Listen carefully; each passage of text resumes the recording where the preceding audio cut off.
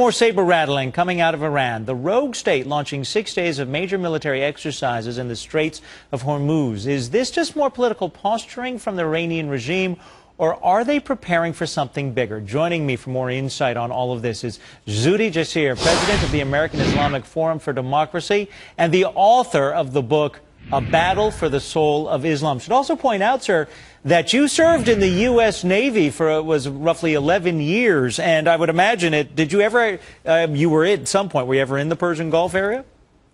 I was off of Somalia with the USS El Paso, but actually I was just in the region with the U.S. Commission on International Religious Freedom in Bahrain. So, yeah, we have quite a naval presence with the Fifth Fleet in the area. And we do, and it's because roughly 40% of the world's oil will flow through the Strait of Hormuz. How concerned should we be that Iran is holding these military exercises? They've done this before, have they not?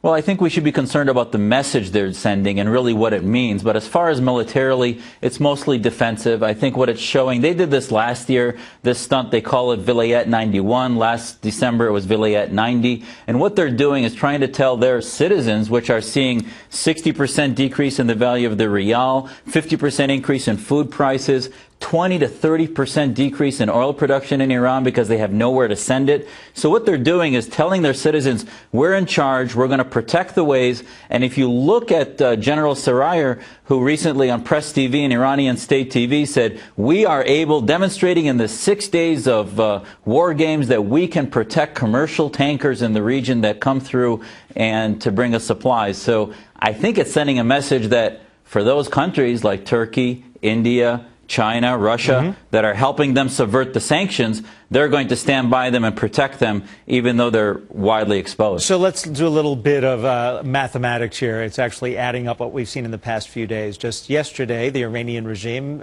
said that they were willing to let in nuclear inspectors if Israel and their threat to attack was diffused and if Western sanctions were to be eased. What does that, plus now these war exercises add up to? Is the regime on a precipice? Are they falling? Are they in turmoil and trouble?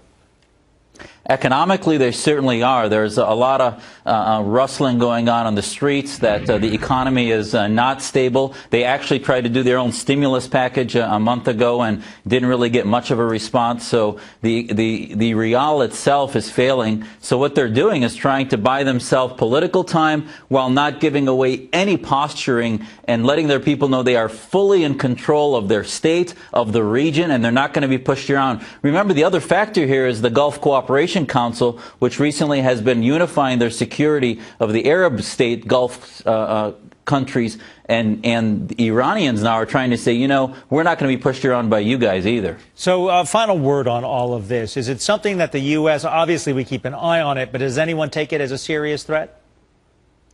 I don't believe so. Not these defensive postures and the naval operations. The nuclear threat is serious. And if there's anything we should take from this is we need to have a stronger response.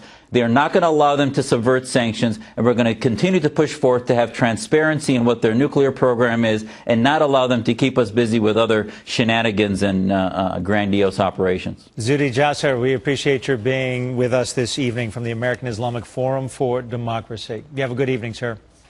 Thank you. You too, Adam.